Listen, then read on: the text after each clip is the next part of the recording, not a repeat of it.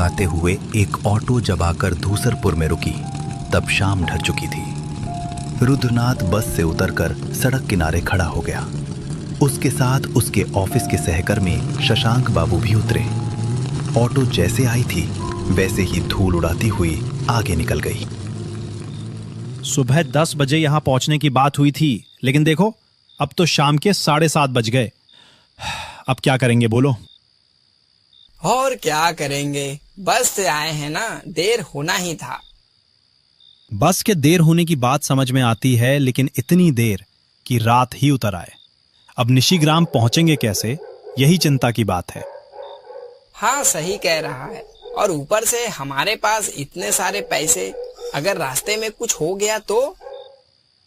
अरे धीरे बोलो, अगर किसी ने सुन लिया तो हमें मारकर लूट भी सकता है। रुद्रनाथ की बात सुनकर शशांक सतर्क हो गया। उसने चारों तरफ नजर दौड़ाई। रुद्रनाथ ठीक कह रहा था। इतने पैसे लेकर इतनी दूर आना वाकई खतरे से खाली नहीं था। चलो घाट की तरफ चलकर देखते हैं, कोई नाव वाव मिल जाए शायद। शशांक और रुद्रनाथ दोनों घाट की तरफ चलने लगे। उन्हें एक बूढ़े आदमी के बीमा का पैसा देने निशिग्राम जाना था। वो बूढ़े भद्रलोक पहले बड़े सरकारी अफसर थे, लेकिन रिटायरमेंट के बाद अचानक गहिरावन के भीतर निशिग्राम नाम के गांव में रहने लगे। और अब इस वजह से बीमा कंपनी को भी कितनी परेशानी उठानी पड़ रही थी। घाट उतरकर दोनों के चेहरे उतर गए। टिकट काउंटर पर ताला लगा था। पूरा इलाका सुनसान पड़ा था। एक भी आदमी नहीं दिख रहा था। आखिरी नाव 1 घंटा पहले ही जा चुकी थी। और रुद्रनाथ दा, अब क्या होगा? इतने पैसे साथ हैं, रात में ठहरेंगे कहाँ? सच में बड़ी मुसीबत हो गई। सुना है निशिग्राम के गहिरावन के भीतर किसी दूर दरिया किनारे हैं, जहां पहुंचना नाव के बिना संभव नहीं है। और मुझे तो जोर की भूख भी लगी है। सारा दिन बस घूमते ही रहे। धत, आप क्या पागल हो गए हैं? सारा दिन बस खाने की बात करते हो। इस मुसीबत से कैसे निकलेंगे वो समझ नहीं आ रहा है, और तुम्हें खाने की पड़ी है। तभी पीछे से एक आवाज आई। बाबू लोग कोलकाता से आए हैं क्या? आवाज सुनकर रुद्रनाथ और शशांक दोनों एक साथ पीछे मुड़े। उन्होंने देखा छोटे कद का एक आदमी खड़ा था। हाँ भाई, अच्छा ये बताओ, निशिग्राम जाने वाली आखिरी नाव निकल गई क्या? निशिग्राम? अरे बाप रे, वो तो बहुत दूर है। जेटी घाट तो 5 बजे ही बंद हो जाता है। टिकट बाबू सब बहुत पहले जा चुके हैं। बस हो गया, चलो वापस। सुबह से कुछ खाए पिए भी नहीं है और अच्छा नहीं लग रहा है। अरे ऐसा क्यों कह रहे हैं बाबू? मेरा घर निशिग्राम के पास के गांव में ही है। वाह, चलो चलो शशांक, चल इसके घर चलते हैं। शशांक ने आंखों के इशारे से रुद्रनाथ को रुकने को कहा। उसे आदमी पर भरोसा नहीं हो रहा था, लेकिन रुद्रनाथ उसकी बात अनसुनी कर उसके पीछे चल पड़ा। मन में ढेर सारी चिंता लिए शशांक भी पीछे हो लिया। एक साधारण लकड़ी की नाव थी, लेकिन उसमें किसी तरह मोटर लगी हुई थी। छप्पर के नीचे शशांक और रुद्रनाथ बैठे थे। सामने बैठा था हरि। मोटर आवाज करती हुई नाव को आगे बढ़ा रही थी।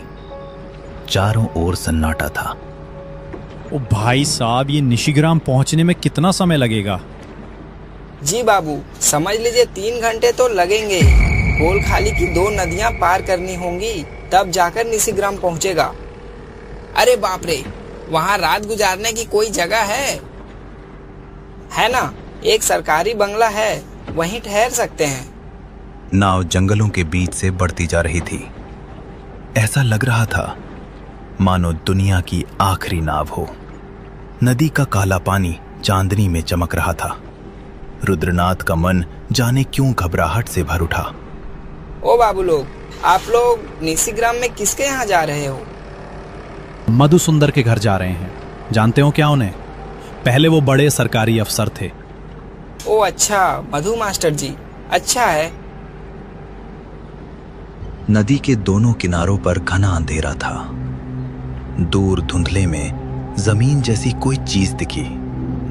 शायद पहला टापू था। नाव जैसे ही उसके करीब पहुंची, अचानक शशांक बेचैन होकर बोल पड़ा। अरे किसी आदमी की आवाज आ रही है। हाँ, सही कहा तूने। कोई बचाओ बचाओ चिल्ला रहा है। सबने कान लगाकर सुना। सचमुच कोई मदद के लिए पुकार रहा था। अरे बाप रे, भगवान का नाम लो बाबू, ये अच्छा संकेत नहीं है। कहीं भूत प्रेत का चक्कर ना हो। हरि की बात पूरी भी नहीं हुई थी कि नाव से कुछ दूर पानी में एक आदमी तैरता दिखाई दिया। उसका सिर और गला जैसे आधा डूबा था, बहुत मुश्किल से पानी पर टिके हुए था।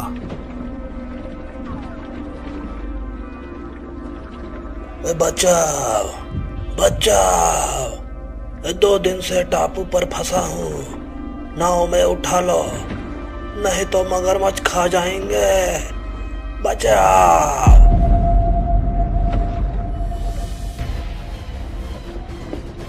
अरे सचमुच कोई फंसा हुआ है। अरे माँ जी, उसे नाव पर लो। नहीं बाबू, उसे नाव में मत चढ़ाओ, ये ठीक नहीं है। अरे इंसान है, मर जाएगा, उठाओ उसे। हाँ जल्दी उसे ऊपर खींचो। रुद्रनाथ और शशांक के जोर देने पर हरि ने किसी तरह उस आदमी को नाव में खींच लिया। वो आदमी नाव में चढ़ते ही धप से गिर पड़ा। जोर जोर से सांस ले रहा था। लग रहा था वो सचमुच मौत के मुंह से लौटा हो। कौन हो भाई? वहां क्या कर रहे थे?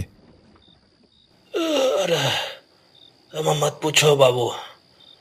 2 दिन पहले मधु सुंदर के टापू पर था। अचानक बाघ ने हमला कर दिया। सभी लोग तो भाग गए, लेकिन मैं तब से ऊंचे टापू में फंसा था। इतना कहकर आदमी ने आंखें मूंद ली। सब समझ गए। भूख और पानी में तैरते रहने से वो लगभग बेहोश हो चुका था। इसे चढ़ा लिया, ठीक किया, लेकिन अब आगे नाव नहीं रोकेंगे। दूसरे टापू के पास जंगल डाकू रहते हैं। इतनी रात में मिल गए तो बहुत बड़ी मुसीबत हो जाएगी। क्या यहाँ डाकू भी हैं? पहले क्यों नहीं बताया? तुम्हें पता भी है हमारे पास कितना पैसा है अभी? आज ना जाने किसका मुंह देखकर उठा था। ठीक है, आप लोग छप्पर के अंदर बैठ जाइए और जो भी हो जाए बाहर मत निकलिएगा। रुद्रनाथ, शशांक और वो आदमी छप्पर के भीतर बैठ गए।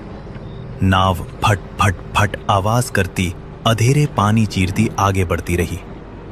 चारों ओर जंगल। ऐसा लग रहा था जैसे कोई अदृश्य डर सांस रोके सबका इंतजार कर रहा हो।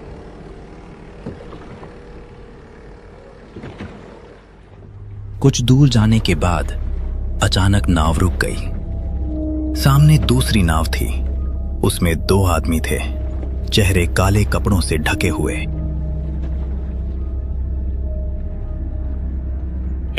कहाँ जा रहा है रे तू इतनी रात में? कुछ नहीं, कोई नहीं है मालिक, घर लौट रहा हूँ। अब आप ही बताओ, इतनी रात में पैसेंजर कहाँ मिलेगा? रुक, तेरी नाव में देखते हैं सच बोल रहा है या नहीं। चलो रे सब। कहते ही तीनों नाव पर कूद पड़े। चांदनी रात में उनकी कमर के चाकू चमक रहे थे। डाकू आ गए हैं। शशांक, जो हो जाए पैसों वाला बैग मत छोड़ना, मैं संभालता हूं। इतना कहकर रुद्रनाथ बाहर निकल आया। डाकुओं के सामने खड़ा हो गया। रुद्रनाथ को देखकर डाकू बोल उठा। क्यों रे, झूठ बोलता है तू? हाँ, जीने का मन नहीं है क्या तेरा? देखो, हमारे पास। बात पूरी होने से पहले धड़ाम, एक जोरदार घूसा सीधा रुद्रनाथ के जबड़े पर पड़ा। वो छप्पर के किनारे गिर पड़ा। चीख सुनकर शशांक बैग पकड़कर बाहर भागा। उसने देखा रुद्रनाथ जमीन पर पड़ा है। क्यों रे रतन, मरने का शौक चढ़ा है क्या तुझे? झूठी बहादुरी दिखा रहा है। हरी डर से सूख गया है। डाकू दोनों तरफ खड़े हैं और अब ये साफ था, उनका आखिरी समय आ चुका है। डाकू उन्हें मारकर सारा पैसा लूटने वाले थे। तभी अचानक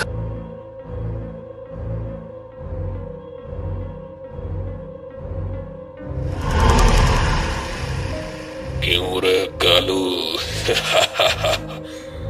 अभी पुरानी आदत नहीं गई तेरी?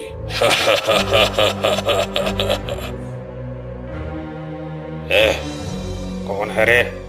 मेरा नाम कैसे ले रहा है तू? कौन है तू? इतनी जल्दी भूल गया मुझे? देखना चाहता है मैं कौन हूं?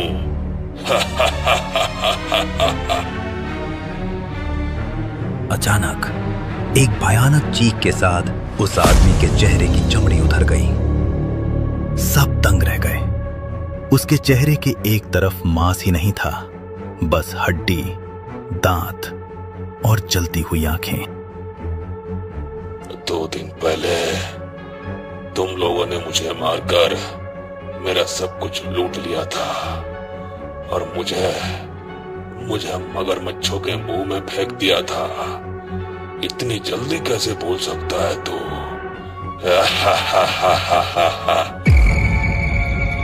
इतना कहकर उसने लंबा हड्डी जैसा हाथ बढ़ाया और झपट करके काला सरदार का गला पकड़ लिया।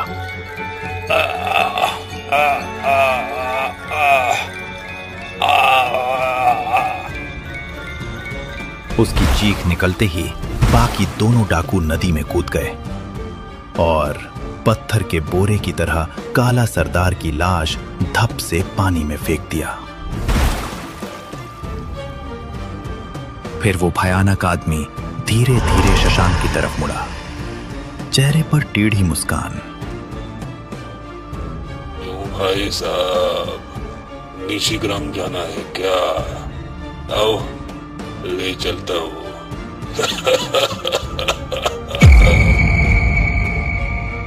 उसकी आवाज जंगल के पेड़ों में गूंजने लगी। शशांक की आंखों के आगे अंधेरा छा गया और वो बेहोश हो गया।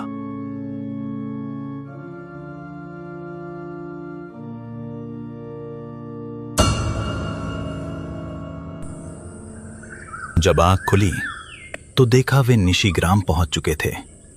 शशांक सामने बैठा था।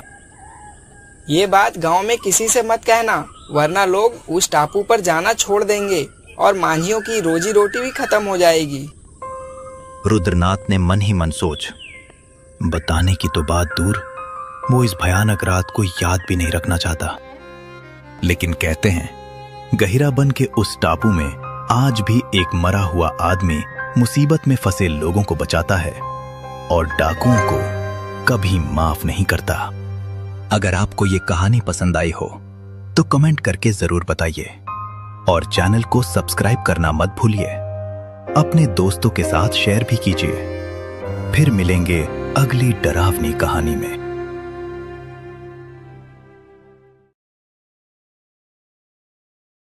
भांगरड़ा एक ऐसा गांव जिसका नाम सुनते ही लोगों के दिलों में एक अजीब सा डर उतर आता था।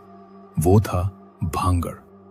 दिन में ये गांव जितना साधारण दिखता था, रात होते ही उतना ही खौफनाक हो जाता था। जैसे ही अंधेरा फैलता, पूरा गांव सन्नाटे की चादर ओढ़ लेता। हवा तक जैसे धीरे चलने लगती और हर परछाई किसी अनजाने डर का एहसास दिलाती।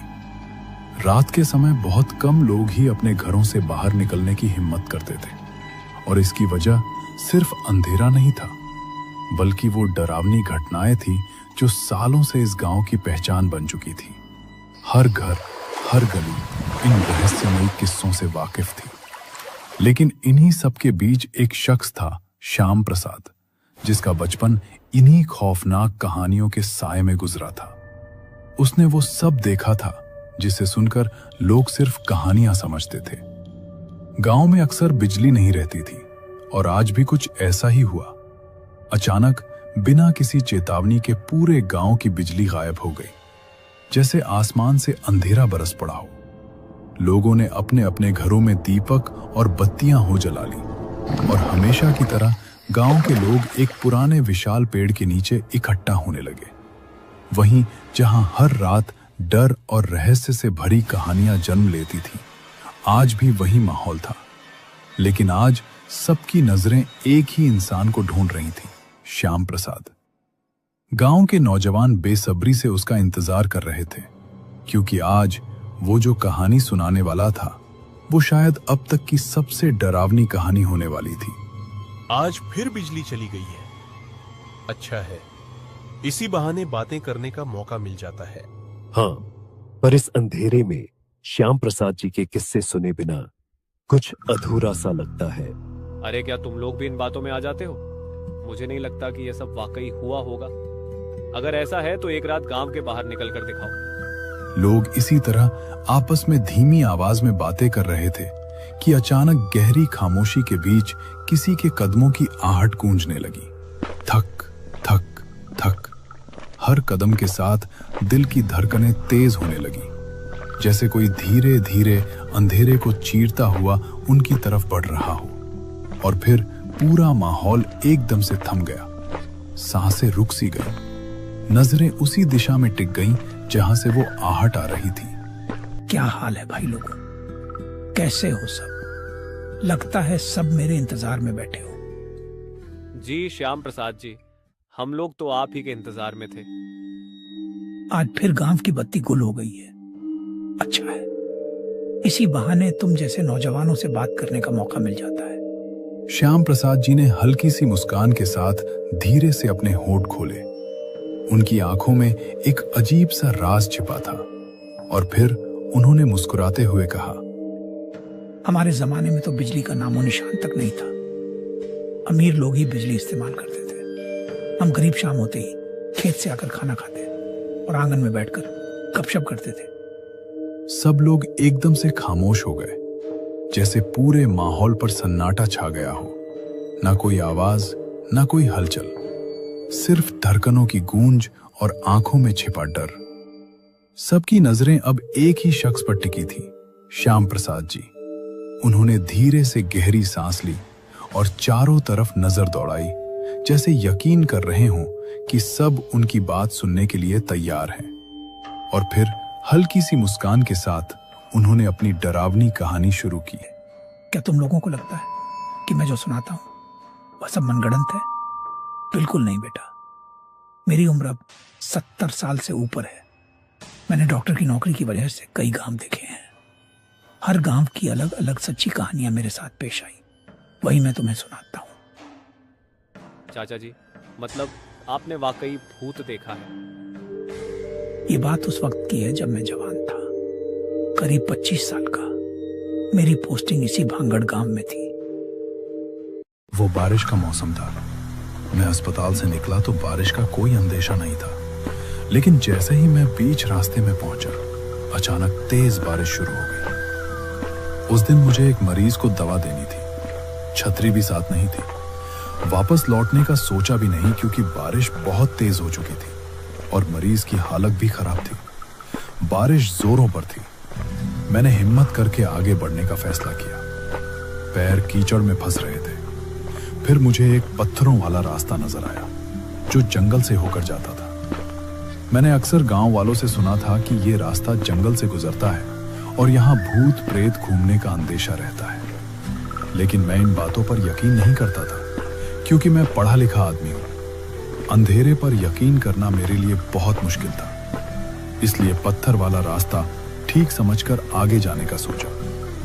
बारिश की वजह से चारों तरफ अंधेरा और खामोशी छा गई थी। सिर्फ पैरों की आवाज और बारिश की गरज सुनाई दे रही थी। जंगल के अंदर जाते जाते रास्ता सुनसान हो गया था। जंगल के कीड़े मकोड़ों की आवाज कानों में पड़ रही थी, जिससे मेरा डर और बढ़ गया और रास्ता और भी खौफनाक लगने लगा।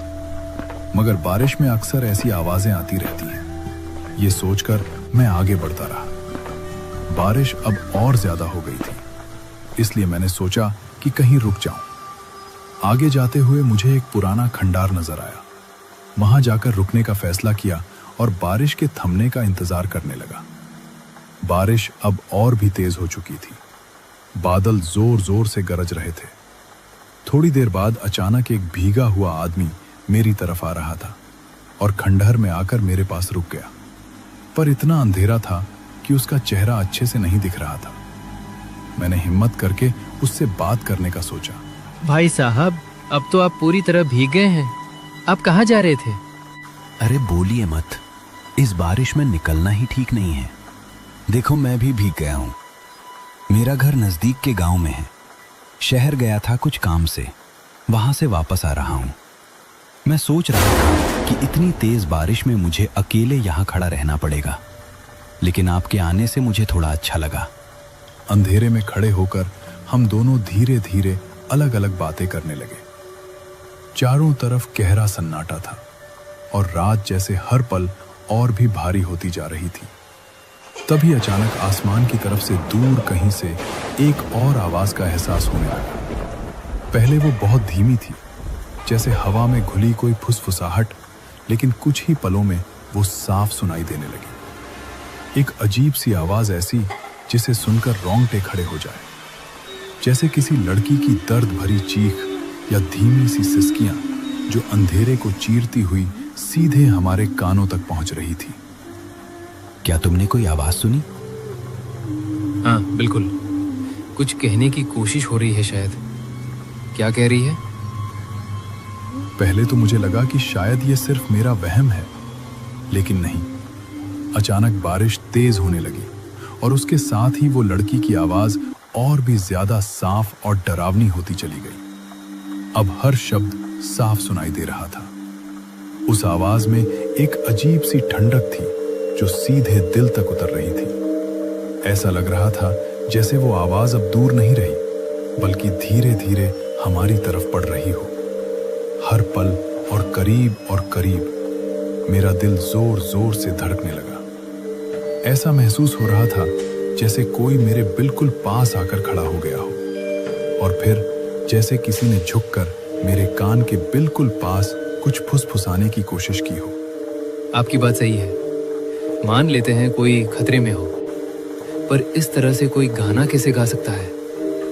मुझे तो ये कुछ ठीक नहीं लग रहा। जैसे कोई लड़की हो, शायद कोई लड़की खेलते हुए यहाँ आ गई होगी, बारिश की वजह से वापस नहीं जा पा रही है।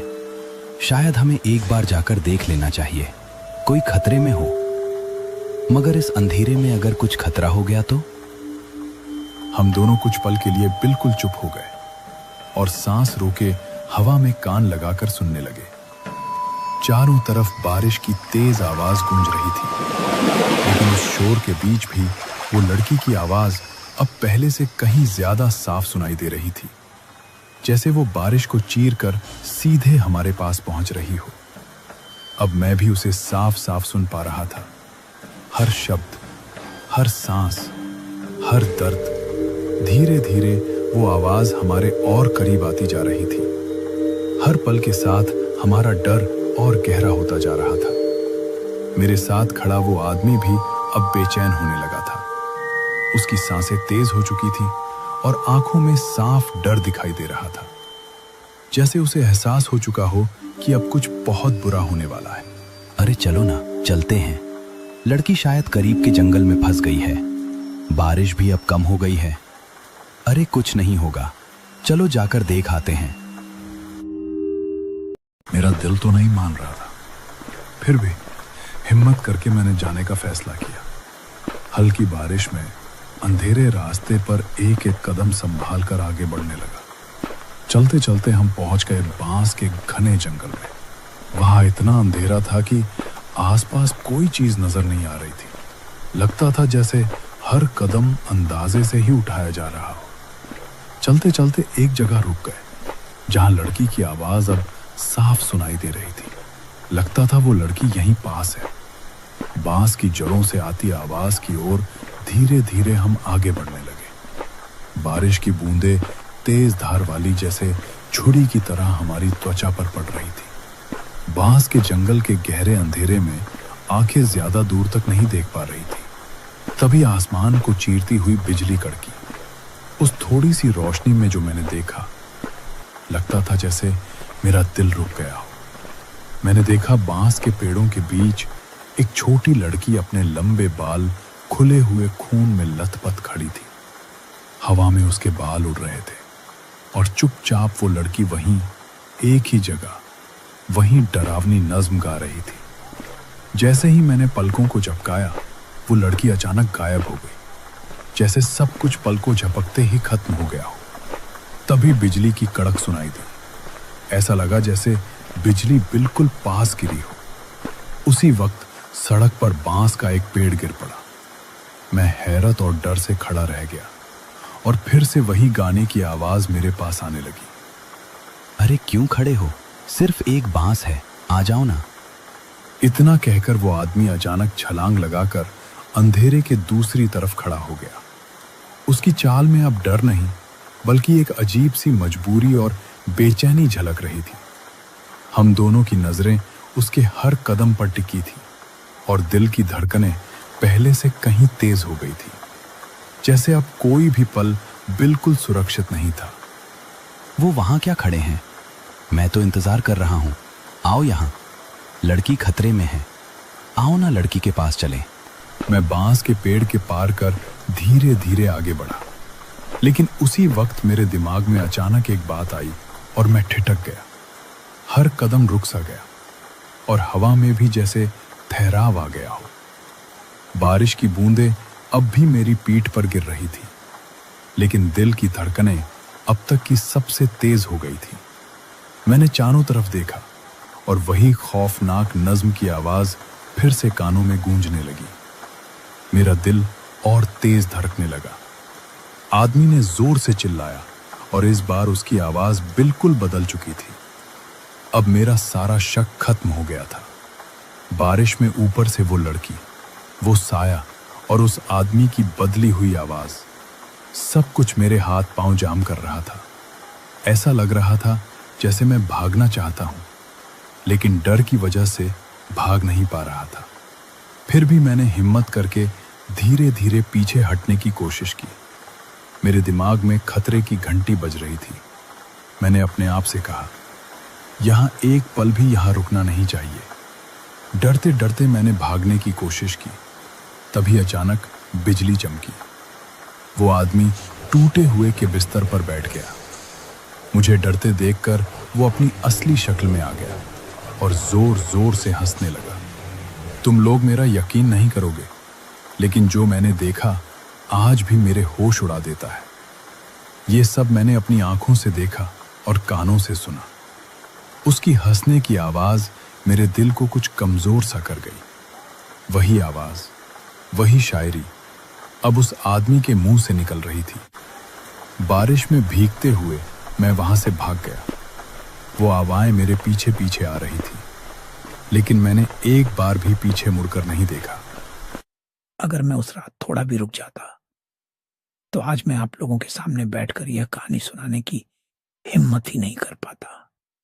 और एक बात मेरे दिल में है, जब वो तुम्हें बांस पार करने को कह रहा था तो तुमने ऐसा क्यों नहीं किया? बेटा, तुम्हें शायद यह नहीं मालूम कि रात के वक्त अगर बांस के झुरमुट के बीच कोई बांस गिरा हुआ हो तो बांस के पेड़ का भूत उसे हमेशा के लिए उसी जंगल में जकड़ लेता है। श्याम प्रसाद जी की कहानी खत्म हुई तो पूरे गांव के नौजवान चुपचाप बैठे रहे। किसी ने कुछ नहीं कहा, सिर्फ सन्नाटा और गहरा होता जा रहा था। अंधेरा अब पहले से भी ज्यादा घना लगने लगा था और हवा में एक अजीब सी ठंडक थी। हर किसी की सांसें धीमी हो गई थी और दिलों की धड़कनें तेज तेज होने लगी थी, जैसे कहानी अब हमारे चारों तरफ फैल गई हो और हर कदम, हर आवाज अब डरावने रहस्यों की ओर इशारा कर रही हो।